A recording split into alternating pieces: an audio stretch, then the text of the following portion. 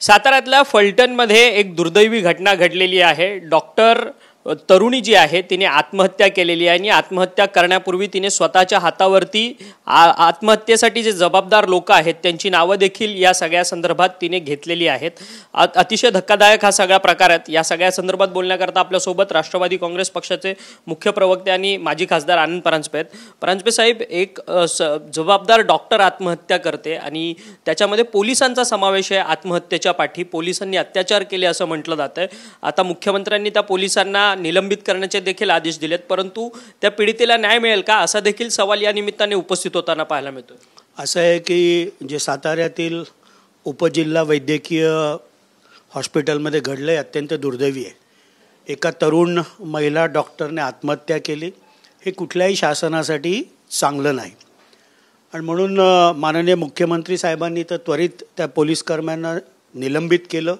FIR देखील दाखल झालेला आहे आणि त्यांना अरेस्ट करण्यासाठी देखील पोलीस टीम्स गेलेले आहेत। ह्याच्यामध्ये जे दोषी असतील, मग ते कुठल्याही रँकचा ऑफिसर असेल, ह्या कोणालाही सोडण्यात येणार नाही। कठोर कारवाई त्यांच्यावर केली जाईल आणि पुढे जाऊन राष्ट्रवादीची भूमिका असेल की फास्ट ट्रॅक कोर्टमध्ये ही केस चालली पाहिजे आणि दोषींना कठोरातली कठोर शिक्षा ही त्या कोर्टाने सुनावली पाहिजे। ही देखील राष्ट्रवादी काँग्रेस पक्षाची स्पष्ट भूमिका आहे। परंतु आता प्रशासनातलेच जे अधिकारी आहेत ज्यांच्याकडनं न्याय मागण्याची भूमिका असते तेच मात्र अशा पद्धतीने अत्याचार करायला लागलेले आहेत। त्यामुळे संपूर्ण प्रशासकीय व्यवस्थेवरतीच हा सगळा प्रश्नचिन्ह आहे, कारण की जबाबदार पोलीस अधिकाऱ्यांकडनं जबाबदार डॉक्टर महिला डॉक्टरांवरती अशा पद्धतीने अत्याचार केले जातात। ही कुठेतरी दुर्दैवपूर्ण गोष्ट आहे। नाही, शासनासाठी हे चांगलं नाही। ज्या रक्षकच भक्षक बनतात, म्हणजे ज्या पोलिसांवर समाजाच्या संरक्षणाची जबाबदारी आहे, अशा काही पोलिसांकडनं दुष्कृत्य होतं त्यावेळेला हे चांगलं नाही।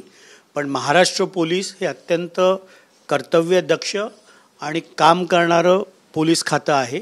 त्यामुळे अशा कुठल्याही प्रवृत्तीला पाठीमागे घालण्याचा तर प्रश्नच नाही। त्यांना निलंबित केलं गेलेलं आहे, त्यांना अरेस्ट देखील लवकरात लवकर होईल आणि पुढे जाऊन कठोरातली कठोर शिक्षा देखील त्या आरोपींना झाली पाहिजे।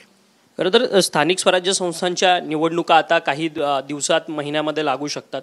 त्यातच ठाणे महानगरपालिकेमध्ये राष्ट्रवादी काँग्रेस पक्षाची नेमकी भूमिका काय असणार आहे? कारण की महायुतीमध्ये तुम्ही ठाणे महानगरपालिका लढणार की वेगळे जाऊन तुम्ही एकला चलोरेचा नारा घेणार? असं आहे की ठाणे महानगरपालिकेचे नवनियुक्त जिल्हाध्यक्ष नजीमुल्ला यांनी वेगळं लढलं पाहिजे अशा प्रकारची भूमिका स्पष्टपणे मांडली। ज्यावेळेला आमच्या संपर्कमंत्री अदितीताई तटकरे असतील, प्रांताध्यक्ष खासदार सुनील तटकरे साहेब असतील, राष्ट्रीय अध्यक्ष अजितदादा पवार साहेब असतील, हे आम्हाला बोलवतील त्यावेळेला आम्ही भूमिका मांडू। पण महायुती करा अशा प्रकारचे आदेश जर आले तर पक्षाचा आदेश मानून त्या प्रकारे पक्षाचा कार्यकर्ता म्हणून आम्ही काम करू। परंतु तुम्हाला महायुतीमध्ये सन्मानाची अपेक्षा आहे का? ज्या पद्धतीने लोकसभा निवडणुकीमध्ये देखील तुम्हाला एका जागेवरती तुमची बोळवण झालेली होती तुमच्या पक्षाची, तशाच पद्धतीने जर महायुतीमध्ये तुम्हाला अपेक्षित अशा जागा ज्या आहेत महापालिकेमधल्या त्या मिळाल्या नाहीत तर मग तुमचा स्वबळाचा नारा कायम असेल का? असं आहे की 4 लोकसभेच्या जागा लढायला मिळाल्या, 1 नाही। 1 जिंकलो आम्ही। आमची अपेक्षा आहे की 2 नंबरचा पक्ष शिवसेनेच्या खालोखाल आम्ही राष्ट्रवादी काँग्रेस पक्ष त्या महापालिकेत होतो। 36 नगरसेवक आम्ही ज्यावेळेला एकत्रितपणे होतो। आता पक्ष 2 भागांमध्ये राष्ट्रवादी काँग्रेस पक्ष आम्ही आणि राष्ट्रवादी काँग्रेस पार्टी शरदचंद्र पवार गट। त्यामुळे आम्हाला सन्मानाची वागणूक ही शिवसेनेकडनं, कारण शिवसेना हा तिथला मुख्य पक्ष आहे, मिळेल अशी अपेक्षा आहे। आम्ही ज्या पद्धतीने रिस्पॉन्स त्यांच्याकडनं मिळेल, महायुती व्हावी ही आमची देखील भूमिका आहे की ठाण्यासारख्या महापालिकेमध्ये महायुती म्हणून लढलं केलं पाहिजे, ही आमची भूमिका आहे। परंतु भाजपने जर एकला चलोरेची भूमिका जर ठाणे महानगरपालिकेमध्ये घेतली, भाजप आणि शिवसेना 2 मुख्य पक्ष आहेत तिकडे, जर त्या दोघांनी स्वतंत्र लढण्याचा विचार केला तर तुम्ही पुढे जाऊन भाजपच्या संपर्कात जाऊन भाजपबरोबर युती करणार का? असं आहे ना की याबाबतची ज्या वेळेला सविस्तर चर्चा पक्षश्रेष्ठी आम्हाला बोलवतील त्यावेळेला आम्ही आमची भूमिका मांडू। तिथली परिस्थिती काय आहे हे यावर चर्चा होईल आणि जो निर्णय पक्षश्रेष्ठी देतील त्याप्रमाणे तिथे राष्ट्रवादी काँग्रेस पक्षाची ती रणनीती असेल। महायुती व्हावी, कारण खुद्द मुख्यमंत्री देवेंद्र फडणवीस साहेबांनी देखील ठाण्यामध्ये महायुतीचा चेंडू हा आपल्याच सगळ्या माध्यमांनी चालू आहे की हा उपमुख्यमंत्री एकनाथरावजी शिंदे साहेबांच्या कोर्टात ढकलला आहे. त्यामुळे मला विश्वास आहे की हे महायुतीचे तिन्ही नेते केवळ ठाणा नाही तर सर्व महापालिकांबद्दलचा निर्णय घेतील. परंतु तेच मुख्यमंत्री आहेत जे की पुणे आणि पिंपरी चिंचवड महानगरपालिका मात्र स्वबळावरती लढवू अशा पद्धतीने बोलताना पाहायला मिळतात आहेत. खरं तर पुणे पिंपरी चिंचवडमध्ये राष्ट्रवादी काँग्रेस अजित पवार तुमच्या पक्षाची खूप मोठी ताकद आहे. ती कुठेतरी ताकद फोडण्याकरता तुमच्याच मित्रपक्षाकडनं ही रणनीती आखली जाते. असं आहे ना की शेवटी राष्ट्रवादी काँग्रेस पक्ष पुणे असेल पिंपरी चिंचवड असेल हा तिथे कायम सत्तेत राहिलेला आहे. 2017पर्यंतचे महापौर हे राष्ट्रवादी काँग्रेस पक्षाचे होते आणि त्यामुळे त्याबद्दलचे निर्णय तिथले स्थानिक पदाधिकारी असतील, आमदार असतील आणि माननीय अजितदादा पवारसाहेब असतील हा त्याबाबतचा अंतिम निर्णय तिथे घेतील. पण प्रत्येक निवडणुकीमध्ये प्रत्येक राजकीय पक्षाच्या कार्यकर्त्यांना वाटत असतं की आपली ताकद पक्षाची वाढली पाहिजे आणि त्यामुळे कार्यकर्त्यांना वाटत असतं की स्वतंत्रपणे लढलं पाहिजे. परंतु मित्रपक्षाकडनं तुमचं खच्चीकरण केलं जात नाही का अशा पद्धतीने स्वबळाचा नारा घेऊन? आता तुम्ही म्हणतात की ठाण्यामध्ये महायुतीचा कोर्टातला चेंडू हा एकनाथ शिंदेंकडे फेकला गेलाय.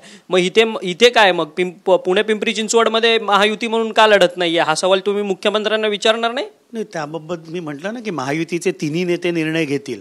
असं आहे की महायुती व्हावी स्थानिक स्वराज्य संस्थेच्या निवडणुकीला हे तिन्ही नेत्यांची मानसिकता आहे. पण युती होऊ शकली नाही तरी जरी वेगवेगळे लढलो तरी एकमेकांवर टीका न करता ती निवडणूक व्हावी. प्राथमिकता सर्व ठिकाणी महायुती व्हावी हीच असेल. नाहीच झाली तर शेवटी प्रत्येक पक्ष पूर्ण ताकदीनिशी लढणारच आहे. तुम्ही देखील स्वबळाच्या नारासाठी तयार आहात तुमचा पक्ष? मी असं बोललो ना की त्याबाबतचा अंतिम निर्णय आमचे राष्ट्रीय अध्यक्ष माननीय अजितदादा पवार साहेब असतील, आमचे प्रांताध्यक्ष खासदार सुनील तटकरे असतील हे घेतीलच ना. आता मतचोरीच्या ती वेळ ज्या वेळेला येईल कारण अजून महापालिकेची प्रभाग रचना झाली, आरक्षणं देखील निघालेली नाहीत. ज्यावेळेला आरक्षणं निघतील निवडणूक दृष्टिक्षेपात येईल त्यावेळेला पहिले समन्वय समितीमध्ये चर्चा होईल, त्यानंतर महायुतीचे 3 नेते घेतील. एवढी तुम्हाला असं वाटतं की महापालिकेच्या निवडणुका अजून पुढे ढकलल्या जातील? 31 जानेवारीच्या शेवटी सर्वोच्च न्यायालयाने जे निर्देश दिलेले आहेत की 31 जानेवारीच्या सर्व स्थानिक स्वराज्य संस्थेच्या निवडणुका झाल्या पाहिजेत. जिल्हा परिषदेच्या अध्यक्षपदाची तर आरक्षण सोडत निघाली, तिथल्या गट गणाची निघाली, नगरपालिका परिषदांचीही निघाली, महापालिकेचे महापौर पदाचे आणि प्रभाग रचनेतला अ ब क ड मधले आरक्षणं निघायची बाकी आहेत. ती निघाल्यानंतरच शेवटी दृष्टिक्षेपात येतील ना निवडणुका. त्या ज्यावेळेला येतील त्यावेळेला नक्की तो निर्णय होईल. खरं तर मतचोरीच्या संदर्भात आता महाविकास आघाडी आक्रमक भूमिका घेते. त्यांच्यासोबत आता मनसे देखील आता त्यांना जॉईन झालेली असल्याचं आपल्याला पाहायला मिळतं. 27 तारखेला ठाकरेंचा मेळावा होता नेस्को डोममध्ये आणि वरळीच्या डोममध्ये आणि त्या संपूर्ण मेळाव्यामध्ये आदित्य ठाकरे खरं तर मतचोरीचा एक कॉन्सेप्ट जो आहे तो लोकांसमोर ठेवणार असल्याचं पाहायला मिळतं. जशा पद्धतीने राहुल गांधींनी पत्रकार परिषद घेत थेट संपूर्ण व्हिडिओज दाखवलेले त्याच पद्धतीने आदित्य ठाकरे देखील एक प्रेझेंटेशन सादरीकरण करताना पाहायला मिळतील. खरंच ही मतचोरी आहे का? नाही, असं आहे ना की लोकशाहीमध्ये मतदार यादीवर जर एखाद्या राजकीय पक्षाला संशय असेल त्यांनी तो व्यक्त केला, निवडणूक आयोगाकडे जाऊन पण त्याबाबतची तक्रार केली पाहिजे. प्रश्न असा येतो ना की लोकसभेच्या यशानंतर कधी मतदार यादींवर संशय का व्यक्त झाला नाही? शेवटी लोकसभेला वापरलेल्या मतदार याद्याच फोडून विधानसभेच्या याद्या बनतात, विधानसभेच्या याद्या फोडूनच महापालिकेच्या याद्या बनतात. मग ज्यावेळेला 48 पैकी 31 ठिकाणी महाविकास आघाडीला यश मिळालं त्यावेळेला तर महायुती कधी बोलली नाही की मतदार याद्यांमध्ये हे किंवा ते कधी बोलले नाहीत की आम्हाला यावेळेला फायदा झाला. विधानसभेच्या पराभवानंतर अचानकपणे मतदार यादीतील त्रुटी ह्या महाविकास आघाडी लोकांसमोर आणायला लागली, EVM मधली आणायला लागली, याद्यांमध्ये आणायला लागली. खरं तर मतदार याद्या हा एक कंटिन्युअस प्रोसेस असतो. कायम वर्षभर नोंदणी होत असते, नावं वगळली जातात, ती काढली जातात आणि त्याबाबतचं सजगता ही राजकीय पक्षांनी ठेवणं ही गरजेचं आहे. ठीक आहे, त्यांनी राजकीय एक नॅरेटिव्ह सेट करण्यासाठी मतदार यादी काढले, पण मला स्वतःला वाटत नाही की मतदार याद्यांमध्ये काही घोळ. तुम्ही म्हणताय मतदार याद्यांमध्ये घोळ नाही, परंतु सत्ताधारी आमदार स्वतः म्हणतात आहेत, संजय गायकवाड शिवसेनेचे आमदार आहेत, ते म्हणतात आहेत की बाबा आमच्या मतदारसंघामध्ये ही सगळे मतदार झपाट्याने वाढताना पाहायला मिळतात आहेत. खरं तर ते शिवसेनेचे आमदार आहेत, भाजपचे मित्रपक्षाचे आमदार आहेत, तुम्ही देखील भाजपचा मित्रपक्ष आहे. ह्या मित्रपक्षांना कुठे फटका नाही आहे का या सगळ्या मतदार याद्यांमधल्या घोळाच्या संदर्भात? असं आहे ना की आता मी ठाणे जिल्ह्यातनं येतो. ज्या झपाट्याने शहरीकरण ठाणे जिल्ह्यामध्ये होते, लोकसंख्या वाढते. ठाणे जिल्ह्यामधले काही विधानसभेचे मतदारसंघ 6-6.25 लाखाचे झालेत. याचा अर्थ ती लोकं आहेत ना, नवीन वस्त्या झाल्या, नवीन बिल्डिंग झाल्या, लोकं राहायला आली, लोकांनी नोंदणी केली आणि नवीन मतदार आले. एखाद्या आमदाराला आपल्या मतदारसंघामध्ये अधिकची नावं आहेत असं वाटतं, ते तर त्यांनी रिटर्निंग ऑफिसरकडे जाऊन किंवा जिल्हा कलेक्टरकडे जाऊन तुम्हाला न्याय मागण्याचा अधिकार आहे ना. पण सरसकट 288 विधानसभांमध्ये मतचोरी झाली, मग तुमचे आमदार जिथनं जिंकले, शिवसेना उभाठाचे 20 लोक जिंकले, काँग्रेसचे 16 लोक जिंकले, शरदचंद्र पवार गटाच्या राष्ट्रवादीचे 10 लोक जिंकले, मग तिथे मतदार चोरी नव्हती का, मतांची चोरी? त्यामुळे असं सिलेक्टिव्हली 288 ठिकाणी मतचोरी झाली हा राजकीय आरोप होऊ शकतो.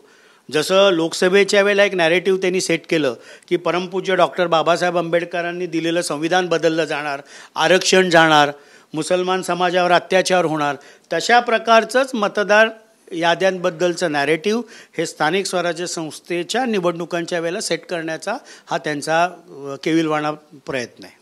सध्या राजकारणात मुंडेंचा खरा वारसदार कोण, गोपीनाथरावांचा मुंडेंचा वारसदार कोण, या संदर्भातली चर्चा खूप रंगताना पाहायला मिळते.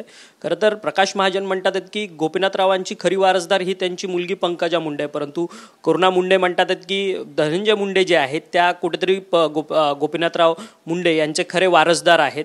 आणि त्यातच ह्या सगळ्या कलहामध्ये खरा वारसदार कोण गोपीनाथरावांचा, हा सगळा प्रश्नचिन्ह निर्माण आहे. शेवटी राजकीय वारसदार कोण हे लोक ठरवत असतात. त्यामुळे ह्या विषयावर माननीय शेवटी गोपीनाथरावजी मुंडे साहेब हे भारतीय जनता पार्टीचे महाराष्ट्रातले सर्वोच्च नेते होते. त्यांचा राजकीय वारसदार कोण असावा ह्याच्यावर राष्ट्रवादी काँग्रेस पक्षाने भाष्य करायची गरज नाही, लोक ठरवत असतात. परंतु छगन भुजबळ यांनी मात्र सांगितलं की धनंजय मुंडे खरे वारसदार आहेत. त्यावरती प्रकाश महाजन म्हणतात आहेत की छगनरावांनी तलाठ्याच्या भूमिकेत काय यावं म्हणून.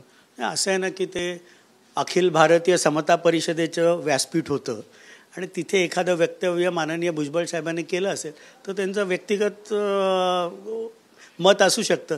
राष्ट्रवादी काँग्रेस पक्ष हा कुठल्याही प्रकारे माननीय गोपीनाथराव मुंडे साहेबांचा राजकीय वारसदार कोण ह्याच्यावर भाष्य करू इच्छित नाही. धन्यवाद, तुम्ही आमच्याशी बातचीत केली. खरं तर राष्ट्रवादी काँग्रेस पक्षाचे मुख्य प्रवक्ते होते आनंद परांजपे, त्यांनी मतचोरीच्या संदर्भात बोलताना सांगितलं की मतचोरी ही थेट 288 विधानसभा मतदारसंघामध्ये होणार नाही. ही सगळी राजकीय आरोप प्रत्यारोप लावण्याचा प्रयत्न महाविकास आघाडीकडनं केला जातोय. हा सगळा नॅरेटिव्ह पसरवून कुठेतरी निवडणुका जिंकण्याचा एक घात जो आहे तो विरोधी पक्षाकडनं केला जातोय, अशी टीका, जोरदार टीका जी आहे ती आनंद परांजपे यांनी आपल्याशी बोलताना व्यक्त केली. व्हिडिओ जर्नलिस्ट हरीश नेगीसह अक्षय मंगणी, TV9 मराठी, मुंबई.